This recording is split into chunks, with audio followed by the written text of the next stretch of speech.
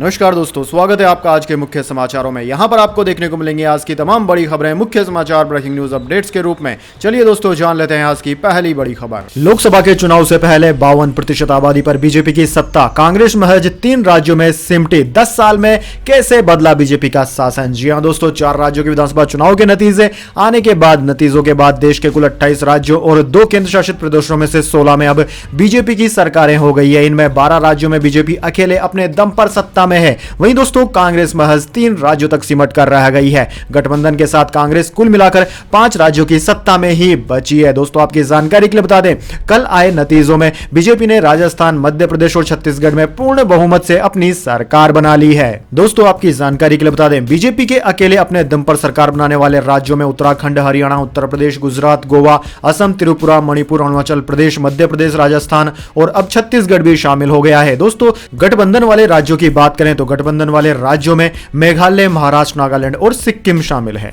इसके बाद दोस्तों, अगली बड़ी खबर। बहनों ने सिर पर हाथ फेरा और आशीर्वाद दे दिया। चुनाव जीतने के बाद आज तक से बोले सीएम शिवराज सिंह चौहान। जी हां दोस्तों, मध्य प्रदेश के विधानसभा चुनाव के नतीजे आ चुके हैं। राज्य में फिर से मामा का जादू चला है और सत्ता में भाजपा की वापसी की तस्वीर स्पष्ट है। ऐसे में मध्य प्रदेश के सीएम शिवराज सिंह चौहान ने आज तक से खास बातचीत की। सीएम शिवराज सिंह चौहान ने आज तक से बातचीत करते हुए कहा कि हमें पता था कि बहुमत से जीतेंगे। मध्य प्रदेश परिवार है, सबका स्नेह मिला, हमने सारे रिकॉर्ड तोड़ दिए हैं। मुस्लिम बहनों ने भी हमें वोट दिया, जनता ने स्नेह से रिश्ता बनाया है। वहीं दोस्तों, आज तक से बातचीत के दौरान उन्होंने कहा कि मध्य प्रदेश की जनता मेरी भगवान है, जनता का भूतपूर्व विकास हुआ है, पीएम के नेतृत्व पर जनता को भरोसा है। वहीं दोस्तों, सीएम शिवराज सिंह चौहान ने अपनी लाडली बहना योजना पर कहा कि यह बहनों का ही प्यार बरसा है, यहां तक कि मुस्लिम SC ST बहनों ने भी वोट दिया है।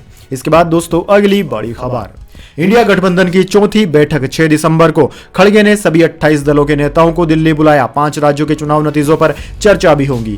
जी हां दोस्तों, विपक्षी गठबंधन इंडिया की चौथी बैठक 6 दिसंबर को दिल्ली में होगी। कांग्रेस अध्यक्ष मल्लिकार्जुन खड़गे ने विपक्ष के सभी 28 दलों को मीटिंग के लिए बुलाया है। 5 राज्यों मध्य प्रदेश, राजस्थान, छत्तीसगढ़, तेलंगाना और मिजोरम में चुनावी नतीजों के बाद विपक्षी दलों की यह पहली बैठक है। इस बैठक में चुनाव नतीजों पर मंथन किया जाएगा। मध्य प्रदेश, राजस्थान, छत्तीसगढ़, तेलंगाना विधानसभा चुनाव का परिणाम हारने के बाद अब मिजोरम में वोटों की गिनती हो रही है। इसके बाद दोस्तों, अगली बड़ी खबर। तेलंगाना के साथ हमारा रिश्ता अटूट, पीएम मोदी ने कहा। पिछले कुछ सालों में बीजेपी का समर्थन बढ़ा है। जी हां दोस्तों, तेलंगाना के मुख्यमंत्री के चंद्रशेखर राव के नेतृत्व वाली पार्टी के हार जाने और कांग्रेस के बड़े विजेता बनने के तुरंत बाद प्रधानमंत्री नरेंद्र मोदी ने रविवार को कहा कि तेलंगाना के साथ उनका बंधन अटूट है और भाजपा राज्य के लोगों के लिए काम करना जारी रखेगी। तेलंगाना में बीजेपी तीसरे नंबर की पार्टी बनकर उभरी है। पीएम ने इस बात पर प्रकाश डाला है कि बीजेपी दक्षिणी राज्य में अपनी पकड़ बना रही है और वह इसे और मजबूत करने के लिए काम करती रहेगी।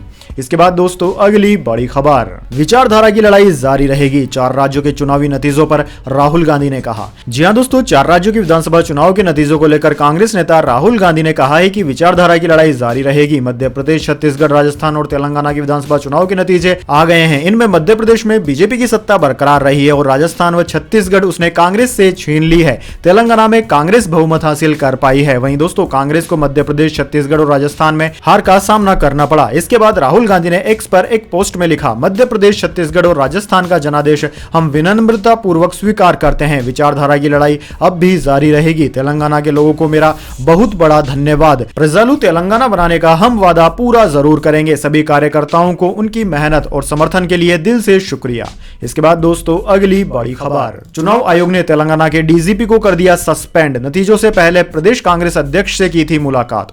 जी हां दोस्तों, तेलंगाना के भी चुनावी नतीजे सामने आ गए हैं। यहां कांग्रेस को बहुमत मिल गया है। एक तरफ कांग्रेस कार्यकर्ताओं में खुशी की लहर है तो वहीं दूसरी ओर वोटिंग के दौरान राज्य कांग्रेस अध्यक्ष से मुलाकात करना डीजीपी को भारी पड़ गया। सूत्रों का कहना है कि चुनाव आयोग ने आचार संहिता के उल्लंघन के लिए तेलंगाना के पुलिस महानिदेशक डीजीपी अंजनी कुमार को सस्पेंड कर दिया है। चुनाव आयोग ने चीफ सेक्रेटरी को पत्र भेजकर तेलंगाना के डीजीपी अंजनी कुमार को निलंबित करने की सिफारिश की है। सीएस बर्खास्तगी की कार्रवाई जारी करने की प्रक्रिया में है। दरअसल दोस्तों, रविवार सुबह डीजीपी ने राज्य पुलिस के नोडल अधिकारी संजय जैन और नोडल अधिकारी महेश भागवत के साथ वोटों की गिनती के बीच हैदराबाद में राज्य कांग्रेस अध्यक्ष अनुमुला रेवंती रेड्डी से मुलाकात की और फूलों के गुलदस्ता भी भेंट किया था। इसको चुनाव आयोग ने आचार संहिता का उल्लंघन माना है। इसके बाद दोस्तों जान लेते हैं अगली बड़ी खबर। मिचोंग तूफान के चलते 144 ट्रेनें हुई कैंसिल। तमिलनाडु में एसडीआरएफ के 100 जवान तैनात। 5 दिसंबर को आंध्र प्रदेश में साइक्लोन का लैंडफॉल होगा। जी हां दोस्तों, भारतीय मौसम विज्ञान विभाग यानी कि आईएमडी ने आंध्र प्रदेश और उससे सटे तमिलनाडु तटों के लिए चक्रवात का अलर्ट जारी किया है। इस तूफान का नाम मिचोंग रखा गया है। दोस्तों इंडियन मेट्रोलॉजी डिपार्टमेंट के मुताबिक बंगाल की खाड़ी पर कम दबाव का क्षेत्र 2 दिसंबर को डीप डिप्रेशन में बदल गया। इसके 12 घंटे में यह तूफान में बदल जाएगा। 4 दिसंबर की दोपहर तक यह आंध्र प्रदेश और आसपास के उत्तरी तमिलनाडु तटों के नजदीक पहुंच जाएगा, जिसके बाद यह 5 दिसंबर को आंध्र प्रदेश में लैंडफॉल करेगा। दोस्तों मौसम विभाग के अनुसार 3 से 5 दिसंबर तक आंध्र प्रदेश के तटीय इलाकों में भारी से बहुत भारी बारिश होने की संभावनाएं हैं। वहीं दोस्तों साइक्लोन को देखते हुए साउथ सेंट्रल रेलवे ने 144 ट्रेनें कैंसिल कर दी है। इनमें 118 ट्रेन लॉन्ग रूट की है। वहीं तमिलनाडु में एसडीआरएफ के 100 जवान तैनात कर दिए गए हैं। इसके बाद दोस्तों अगली बड़ी खबर। अल-अक्सा मस्जिद के इमाम के घर इजरायली सेना की रेड। गाजा में फैल रही ब्रेन डैमेज करने वाली बीमारी। पेरिस में फिलिस्तीनी समर्थक का हमला। जी हां दोस्तों, इजरायली सेना ने अल-अक्सा मस्जिद के इमाम शेख इकरीमा साबरी के घर पर रेड कर दी। शेख साबरी यरूशलेम में सुप्रीम इस्लामिक काउंसिल के प्रमुख भी हैं। जंग की वजह भी अल-अक्सा मस्जिद ही है। हमास के सैन्य कमांडर मोहम्मद दीफ ने कहा था कि इजराइल पर हमला यरूशलेम में अल-अक्सा मस्जिद को इजराइल की तरफ से अपवित्र करने का बदला है। दरअसल दोस्तों इजरायली पुलिस ने अप्रैल 2023 में अल-अक्सा मस्जिद में ग्रेनेड फेंके थे। वहीं गाजा के स्कूलों में हेपेटाइटिस ए फैल रहा है। ये लीवर से जुड़ी बीमारी है और गंदा पानी पीने से फैलती है। दोस्तों समय पर इलाज न हो तो लीवर इन्फेक्शन बढ़ते हुए ब्रेन तक पहुंच जाता है। ब्रेन काम करना बंद कर देता है और लोगों की जान तक जा सकती है। वहीं दोस्तों दूसरी ओर शनिवार देर रात पेरिस में एफिल टावर के पास एक फिलिस्तीनी समर्थक ने चाकूबाजी की घटना को अंजाम दिया। इसमें एक जर्मनी के टूरिस्ट की मौत हो गई, जबकि कई लोग घायल बताए जा रहे हैं। अमेरिकी अखबार द न्यूयॉर्क टाइम्स के मुताबिक हमलावर गाजा समेत पूरी दुनिया में हो रही मुस्लिमों की मौत पर नाराज था। इसके बाद दोस्तों अगली बड़ी खबर। विधानसभा चुनावों में भाजपा के प्रदर्शन पर बोले शुभेंदु अधिकारी, अब बंगाल में मोदी सुनामी का इंतजार है। जी हां दोस्तों, हिंदी भाषी 3 राज्यों मध्य प्रदेश, राजस्थान और छत्तीसगढ़ विधानसभा चुनावों में भाजपा की शानदार जीत के बाद पश्चिम बंगाल भाजपा भी उत्साहित हो गई है। पार्टी के नेता शुभेंदु अधिकारी ने रविवार को दावा किया कि इन चुनावों में भाजपा के प्रदर्शन का पश्चिम बंगाल की राजनीतिक स्थिति पर असर पड़ेगा, जहां 2024 के लोकसभा चुनावों में मोदी सुनामी का इंतजार किया जा रहा है। पत्रकारों से बात करते हुए अधिकारी ने छत्तीसगढ़ के बंगाली समुदाय को धन्यवाद दिया और दावा किया कि भाजपा के लिए उनके भारी समर्थन ने राज्य के विधानसभा चुनावों में निर्णायक भूमिका निभाई। उन्होंने कहा कि मुझे छत्तीसगढ़ के भाजपा नेताओं का फोन आया और उन्होंने मुझे बंगाल फैक्टर के लिए धन्यवाद दिया। इसके बाद दोस्तों अगली बड़ी खबर। एनिमल ने 2 दिनों में वर्ल्ड वाइड 236 करोड़ कमाए। रणवीर कपूर की फिल्म ने तोड़ा जवान का रिकॉर्ड, भारत में 100 करोड़ से ज्यादा कमाई की। जी हां दोस्तों, Ranbir Kapoor Rashmika Mandanna starrer film Animal लगातार बॉक्स ऑफिस के बड़े रिकॉर्ड तोड़ रही है। फिल्म ने महज 2 दिनों में ही वर्ल्ड वाइड 236 करोड़ रुपए कमाकर शाहरुख खान की फिल्म जवान को पीछे छोड़ दिया। फिल्म ने सिर्फ भारत में 2 दिन में 100 करोड़ रुपए का कलेक्शन किया है। फिल्म के बॉक्स ऑफिस कलेक्शन पर दैनिक भास्कर के ट्रेंड एक्सपर्ट और फिल्म के प्रोड्यूसर प्रणव रेड्डी वांगा ने एक्सक्लूसिव बातचीत में बताया कि फिल्म ने 2 दिन में 236 करोड़ रुपए वर्ल्ड वाइड कमा लिए हैं। इसके बाद दोस्तों जाने अगली बड़ी खबर, लेकिन उससे पहले मेरी आपसे एक छोटी सी रिक्वेस्ट है। अगर दोस्तों आपको अभी तक हमारी न्यूज पसंद आई है तो एक छोटा सा लाइक जरूर दे दीजिए, और अगर आपको पसंद नहीं आई है तो बेशक आप डिसलाइक भी कर सकते हैं, लेकिन दोस्तों लाइक और डिसलाइक जरूर कीजिए, क्योंकि दोस्तों यही हमारी मेहनत का फल होता है और इसी से हमें पता चलता है कि आपको हमारी वीडियोस पसंद आ रही है या नहीं। तो चलिए दोस्तों जान लेते हैं आज की अगली बड़ी खबर। फिलीपींस में 24 घंटे में दूसरी बार भूकंप के झटके। रिक्टर स्केल पर तीव्रता 6.4 रही। जी हां दोस्तों, फिलीपींस में रविवार शाम 6.4 तीव्रता का भूकंप आया। भूकंप का केंद्र जमीन से 10 किलोमीटर नीचे था। फिलहाल किसी तरह के नुकसान की खबर नहीं है।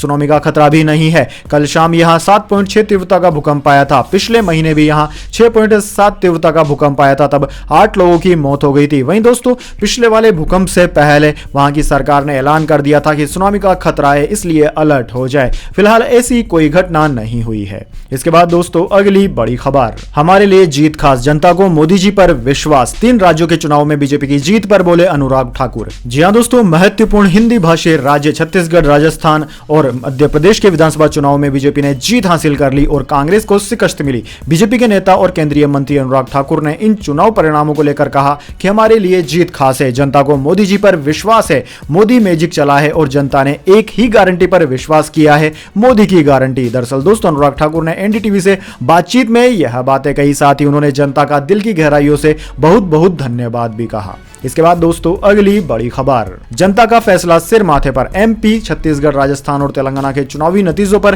प्रियंका गांधी का आया बयान। जी हां दोस्तों, 4 राज्यों के विधानसभा चुनाव के नतीजों में कांग्रेस को 3 राज्यों में बीजेपी के हाथों बड़ी हार का सामना करना पड़ा। इन नतीजों पर कांग्रेस नेता प्रियंका गांधी ने अपनी प्रतिक्रिया दी। उन्होंने कहा कि जनता का फैसला सिर माथे पर है। प्रियंका गांधी ने एक्स पर लिखा कि तेलंगाना की जनता ने इतिहास रचते हुए कांग्रेस पार्टी के पक्ष में जनादेश दिया है। यह प्रजाला तेलंगाना की जीत है। यह प्रदेश की जनता और कांग्रेस पार्टी के एक कार्यकर्ता की जीत है। तेलंगाना की जनता को तहे दिल से धन्यवाद। कांग्रेस पार्टी तेलंगाना में शांति, समृद्धि और प्रगति के लिए संकल्पबद्ध है। राजस्थान, मध्य प्रदेश और छत्तीसगढ़ की जनता ने कांग्रेस पार्टी को विपक्ष की भूमिका सौंपी है। जनता का फैसला सिर माथे पर। जय हिंद। वैसे दोस्तों, आपको क्या लगता है, कांग्रेस के हारने के पीछे क्या कारण रहे हैं? कमेंट बॉक्स में अपनी राय जरूर दीजिए। इसके बाद दोस्तों अगली बड़ी खबर, समर्स बोले ओपन एआई का काम बेहद महत्वपूर्ण, सरकार के साथ सहयोग के लिए तैयार रहना होगा। हाल ही में बोर्ड में शामिल हुए हैं लेरी।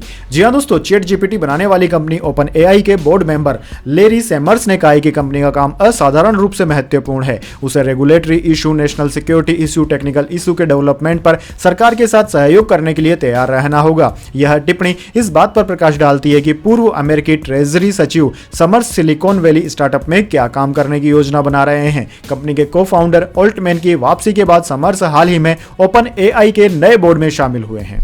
इसके बाद दोस्तों अगली बड़ी खबर, टॉप 9 कंपनियों का मार्केट कैप 1.30 लाख करोड़ बढ़ा। पिछले एक हफ्ते में रिलायंस को छोड़कर अन्य 9 कंपनियों में तेजी रही। सेंसेक्स 2.29% उछला।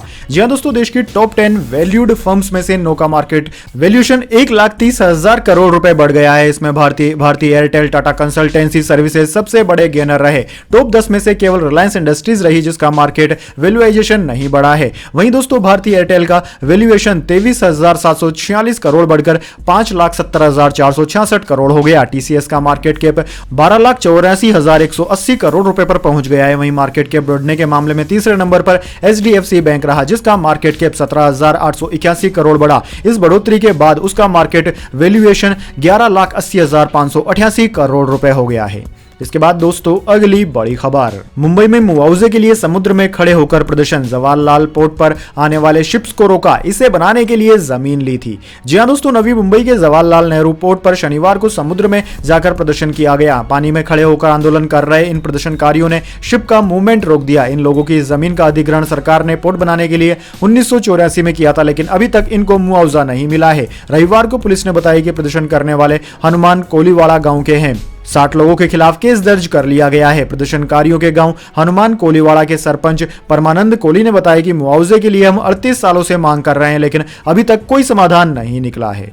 इसके बाद दोस्तों अगली बड़ी खबर, भारतीय बाजार का नया इतिहास, बीएसई के बाद एनएसई पर मार्केट कैप $4 ट्रिलियन के पार पहुंचा। जी हां दोस्तों, भारतीय शेयर बाजार इन दिनों रिकॉर्डों के अजय रथ पर सवार है। बाजार में जबरदस्त रैली देखी जा रही है और यह बुल रन इस कदर शानदार है कि दोनों प्रमुख शेयर बाजार लगातार नए नए रिकॉर्ड बनाते जा रहे हैं। दोस्तों ताजा रिकॉर्ड एम कैप के मामले में बना है। बीएसई के बाद अब एनएसई की कंपनियों का मार्केट कैप भी अब $4 ट्रिलियन के पार निकल गया है। दोस्तों एनएसई इंडिया ने रविवार को एक बयान में बताया कि उसके प्लेटफॉर्म पर लिस्टेड भारतीय कंपनियों का सम्मिलित बाजार पूंजीकरण अब $4 ट्रिलियन के पार निकल गया है। इसके बाद दोस्तों अगली बड़ी खबर, झारखंड के एक मंत्री का बेटा चपरासी बना, सिविल कोर्ट में 4th ग्रेड में सिलेक्शन हुआ। कहा पिता राजनीति में तो जरूरी नहीं कि मैं भी वहीं रहूं।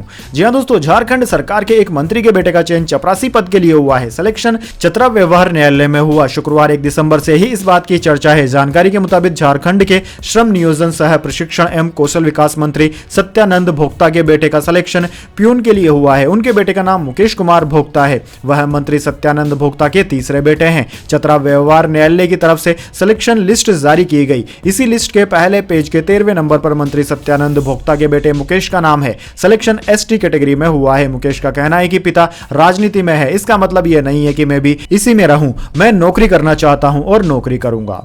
इसके बाद दोस्तों अगली बड़ी खबर, भूल भुलैया 3 में कार्तिक का रोल हुआ फिक्स, फिल्म का हिस्सा नहीं बनेंगी तब्बू। स्क्रिप्ट पूरी होने पर बाकी स्टार्स की कास्टिंग भी होगी। जी हां दोस्तों, आपने बिल्कुल सही सुना। भूल भुलैया 3 में रूह बाबा का रोल कार्तिक आर्यन ही निभाएंगे। यह बात अब पूरी तरह से कंफर्म हो गई है। हालांकि बाकी स्टार कास्ट से जुड़ी कोई भी जानकारी अभी तक सामने नहीं आई है। अटकली यह भी कह रही कि फिल्म में तब्बू डबल रोल में काम करना चाहती है। वहीं फिल्म का प्री प्रोडक्शन काम भी शुरू हो गया है। रिपोर्ट्स के अनुसार अब तक फिल्म के लिए सिर्फ कार्तिक आर्यन को फाइनल किया गया है। एक सूत्रों ने मीडिया एजेंसी को बताया कि अटकलों के बीच फिल्म में कार्तिक के रोल को फाइनल कर दिया गया है। वहीं किसी दूसरे स्टार कास्ट को फिल्म के लिए अभी फाइनल नहीं किया गया है। अभी तक मेकर्स ने इसके लिए किसी को अप्रोच भी नहीं किया है।